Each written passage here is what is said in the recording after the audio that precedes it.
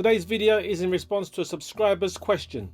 Can I please upload a sound demo between the QSC K8 and the Yamaha DXR8? I surely can.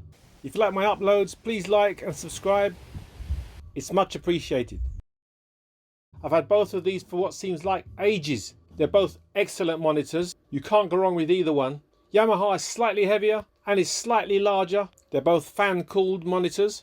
Yamaha's fan is on all the time, and the QSC's is thermostatically controlled, I think, because it doesn't come on straight away. It comes on a little later on, then it will go off again and come on when needed, just to keep things cool. These are both professional grade monitors. Both speakers have incredible power for their size. Both have solid constructions. Both have the pole mount options, tough kick grills. Both can be used as wedge monitors, and I'm sure you can pick these both up for a bargain price if you can find one used. The only one advantage I think you might find with the QSC is it has the DEEP option, where you're able to enhance the low frequencies. I'm just going to play a short passage through both speakers so you can compare how they both sound.